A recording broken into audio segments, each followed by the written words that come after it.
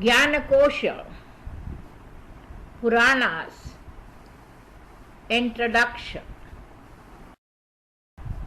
सर्गच्च प्रतिसर्गच्च वंशो मन्वन्तराणि च वंशानुचरितं चैव पुराणं पञ्चलक्षणम्. Skanda Purana, Maheshwar Kand.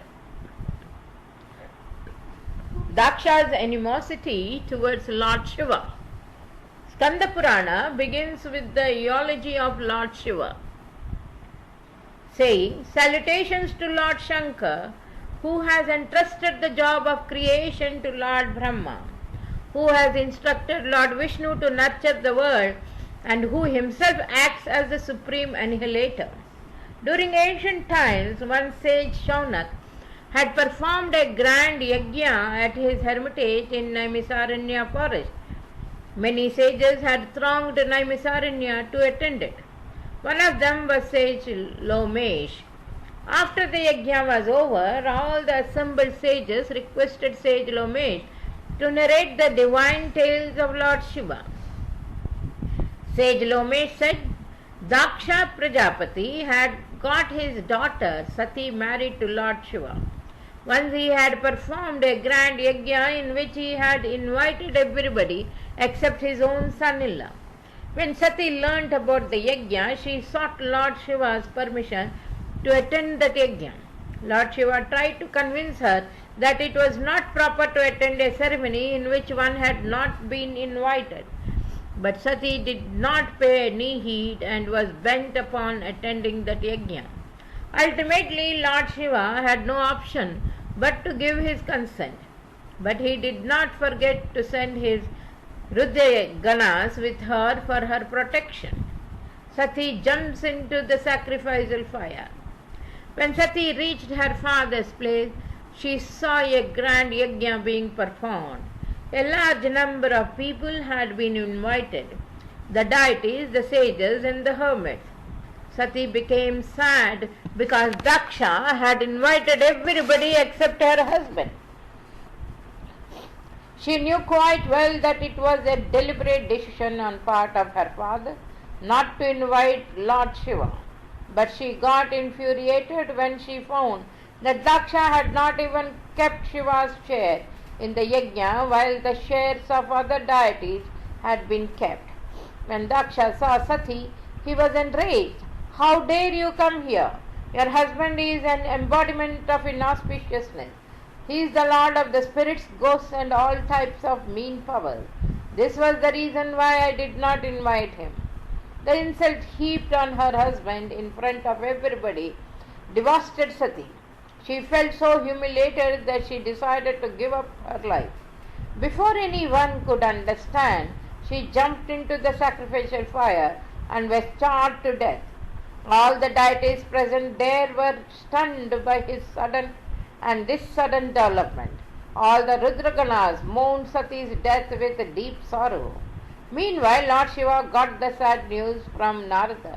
He got mad with anger and uprooted some hair from his scalp. He then dashed the hair against a mountain. There was a thundering sound and Veerabhadra manifested within a split second. Lord Shiva ordered him to punish Daksha for his evil deed, which caused the death of Sati. Veerabhadra proceeded with a huge army of spirits, ghosts and Marudganas to punish Daksha. When he reached the oblation site, Daksha and all the other deities became scared. But sage Bhrigu came at the deities' rescue and told them not to worry.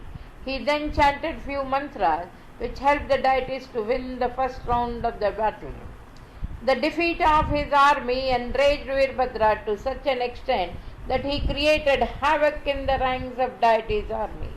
He showered volleys of arrows on them, which forced the deities to make a hasty retreat from there. Veerbhadra dashed sage Bhrigu against the ground and uprooted his beard. He then severed the head of Daksha and threw it in flames of sacrificial fire. Lord Brahma took the refuse of Lord Shiva and requested him to stop Virabhadra from causing further death and destruction. Lord Shiva told Brahma, nobody else but Daksha himself was responsible for his death. But Lord Brahma requested Lord Shiva to make Daksha alive once again. Lord Shiva then went to Daksha's place and fixed a goat's head on the trunk of Daksha's body. This way Daksha became alive once again, albeit with a goat's body. He was very ashamed of his behavior and requested Lord Shiva to forgive him. Lord Shiva blessed him and said, salvation cannot be attained merely by performing the rituals. If you are desirous of salvation, then engage yourself in various deeds with virtues of worshipping Lord Shiva. Sage Lomesh told the assembled sages, one who brooms the courtyard of Shiva temple attains to Shiva Loka. Those who make offerings of incense to Lord Shiva not only liberate himself from the bondage of this world, but also both his kulas. One who gets constructed a Shiva temple or renovates it attains incomparable virtue. One who chants the holy mantra Om Namah Shivaya daily and begins his day by visiting Shiva temple in the morning becomes absolved of all his sins. Churning of the ocean.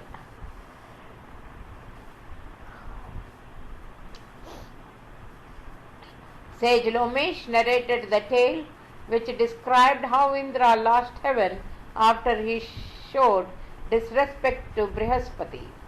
Once Indra was enjoying the song sung by Gandharvas when sage Vasistha arrived. But Indra was so engrossed in music that he forgot to welcome his distinguished guest. Sage Vasistha was enraged by his behavior and went away fuming with anger. When the demon king Bali, the lord of Patalaloka, learnt about this incident, he attacked Indraloka with a large army. A fierce battle took place in which all the deities were defeated. Bali and his army brought all the wealth to Patalaloka. But the demons were not destined to be the owner of this plunder wealth for too long, as the whole wealth got submerged into the ocean. Bali was surprised and asked Shukracharya about the reason. Sage Shukracharya revealed to Bali that he could not enjoy the splendors of deity's wealth because he had not performed 100 Ashwamedha Yajnas. The deities, after being defeated, went to seek Lord Vishnu's help. Lord Brahma was also present with them. After giving a deep thought to the whole issue, Lord Vishnu advised them to patch up with the demons so that all the wealth could be retrieved from the ocean bed. The deities went to Patalaloka and convinced the demons to participate in the churning of the ocean. When the process of churning of the ocean began, Mandarachal mountain was used as a churner and the serpent Vasuki as the rope. Both the parties immersed the Mandarachal mountain into the ocean, but it sank down, as there was no base upon which it could be placed. So Lord Vishnu took the form of tortoise and held the mountain on his back.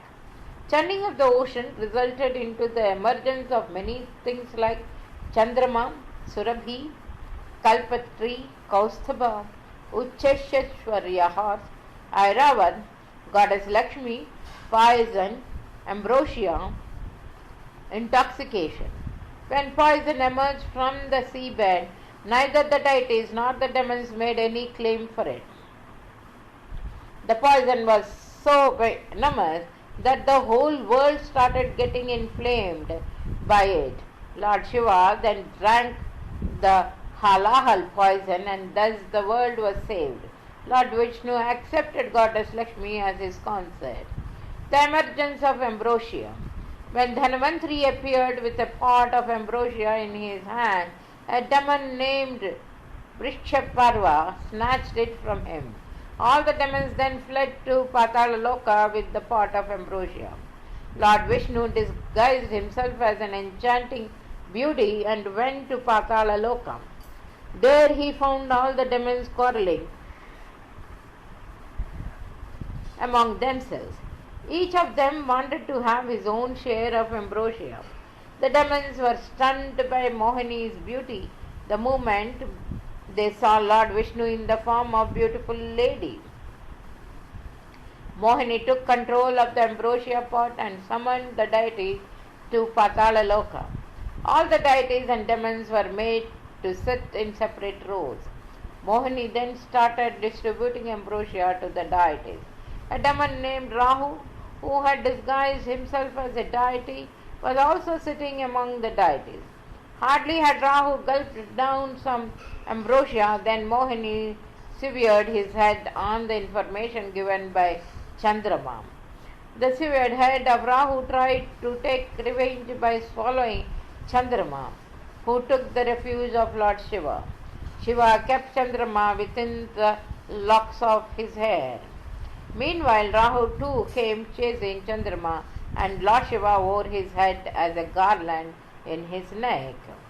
Lord Brahma's boon to Tarakasur. After the death of Sati, Lord Shiva became aloof and engaged himself in an austere penance. His lack of interest in performing his duties resulted into the predominance of sin in the world. A demon named Tarakasur had received a boon of invincibility from Lord Brahma. Only a child and nobody else could kill him. Tarakasur, being drunk with power, started to torment the deities. All the deities eulogized Lord Brahma, and they heard a heavenly voice saying, "Nobody can kill Tarakasur except Shiva's son. So you must put all your efforts to help Shiva get married." The deities were aware that after the death of Sati, Shiva had lost all interest in life and was living like a recluse. Nevertheless, they wanted to give a try. So they went to Himalaya, who had no progeny at the time, and requested him to beget a girl. Himalaya agreed, as he was aware of the misdeeds of Tarakasur. In course of time, Himalaya's wife Mena gave birth to a girl child who was in fact the reincarnation of Sati. The girl child was named Girija. Girija was brought up with great love and care. When she attained the age of 8, Himalaya once took her to the cave where Lord Shiva was doing penance. Initially, Shiva was a little hesitant to meet Himalaya because Girija was accompanying her father, and he had vowed never to put his glance on any woman after the death of Sati. But later on, he relented and allowed both of them to meet him whenever they liked. Now, Girija made it her habit to visit Lord Shiva regularly. She used to look after all the needs of Shiva while he was engrossed in his penance. Even after the passage of a long time, the deity's wishes did not look like getting fulfilled, as Shiva remained as nonchalant as ever.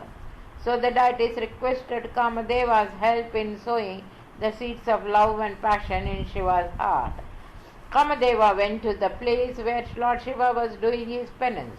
He tried to sow seeds of compassion in Shiva's heart, only to receive his wrath. Lord Shiva was infuriated by the efforts of Kamadeva. He opened his third eye, as a result of which Kamadeva was charred to death. Rati started wailing inconsolably at the death of her husband, but Girija assured her that she would try to bring Kamadeva back to life. Girija commenced her penance to please Lord Shiva. There was a great turmoil in the world on account of her penance. Lord Vishnu led the deities to Shiva and requested him to marry Girija so that the world could be protected from the torments of Tarakasura. Finally, Shiva gave his consent and went to the place where Girija was doing penance. Shiva tests Parvati's devotion. After reaching there, Lord Shiva found Parvati engrossed in her penance. Parvati was surrounded by her few trusted companions. Lord Shiva decided to test Parvati's devotion towards him. So he disguised himself as a hermit and asked her companions about the reason why Parvati was doing such a severe penance. Jaya, one of the Parvati's companions, informed him that her friend was doing penance in order to get Lord Shiva as her husband. Jaya also informed Lord Shiva that her friend Girija was a daughter of Himalaya. Lord Shiva, who was in the guise of hermit, said, "Why is this tender girl so eager to marry Shiva, who is an embodiment of inauspiciousness, who carries the skull in his hand, and who lives in a crematorium? How can your friends think of marrying one who has been expelled by Daksha from the yajna ceremony? Does your friend know that Shiva wears a snake around his neck and is surrounded by numerous spirits and ghosts?" Parvati, who had been listening to all those nonsensical utterances, told Jaya, "This fellow seemed to abhor Shiva. We should not talk to this evil person. Tell him to leave at once." Lord Shiva was extremely pleased by Parvati's unwearying devotion towards him. He appeared in his original form and said, "You can ask for anything you wish." But Parvati replied, "O Supreme Lord, I am the same Sati for the sake of whom you had destroyed Daksha's yajna. Don't you recognize me? There is a great purpose behind my reincarnation. A son born to us would kill Tarakasur. So go to my father and request for my hand in marriage." But Lord Shiva refused to make a request to Himalaya, considering it as an undignified act. He then returned to the place where he had been meditating. After a while, Himalaya and Mena arrived there and asked Parvati how her penance had been progressing. Parvati narrated the whole incident, how Lord Shiva had finally given his consent to marry her. Himalaya and Mena were extremely pleased by this good news. The arrival of Saptarishis. Later on, Lord Shiva sent the Saptarishis with the proposal of marriage to Himalaya. Himalaya received his distinguished guest with respect and inquired about the purpose of their visit. The Saptarishis replied, "We have come to request you to give your daughter's hand in marriage to Shiva." After consulting his wife, Mena, and other mountains, Himalaya agreed to accept Shiva as his son-in-law. The Saptarishis then returned and conveyed the good news to Shiva. The preparation for marriage ceremony started being made. Finally, the marriage procession proceeded towards the bride's home. The marriage procession consisted of all the deities, Apsaras, Gandharvas, even spirits and ghosts. Sage Garg supervised the rituals of marriage ceremony. Vishwakarma constructed the canopy where marriage ceremony was supposed to take place. After the marriage was over, Himalaya performed the ritual of Kanyadan, and this way Shiva returned with his consort. Birth of Kartikeya.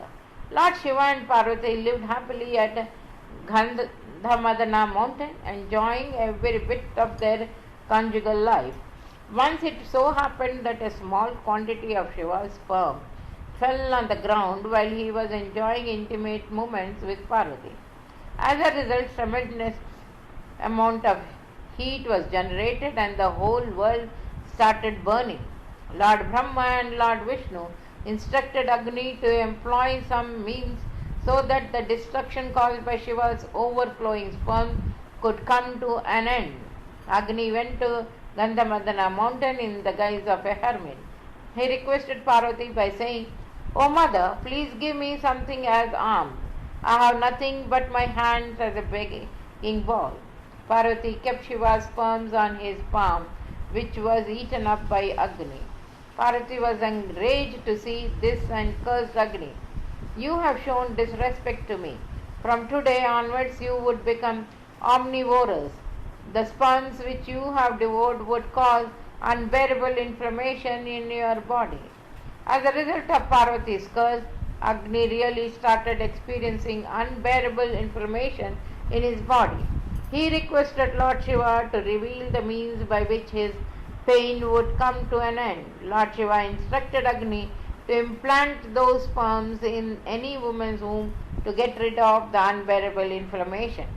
Thus, Agni, who was suffering from the extreme heat that generated in his body, sat at a lonely place waiting eagerly for a woman to arrive there. He did not have to wait for too long, as 6 Kritikas, shivering with cold, arrived there to warm themselves. The sperms of Shiva entered into their bodies through the pores. These 6 Kartikas became pregnant. When their respective husbands learnt about their pregnancy, they cursed them. As a result, they got transformed into nakshatras and established themselves in the sky. But they aborted their respective fetus at Himalayan mountain before getting transformed into 6 constellations. The holy Ganges carried that fetus to a secluded place which was covered with dense bushes of reeds. In course of time, Lord Kartikeya manifested from those reed bushes. He had 6 heads. The deities were delighted at the birth of Kartikeya. Lord Shiva, along with Parvati, went to the place where Kartikeya had incarnated. Parvati took young Kartikeya in her embrace.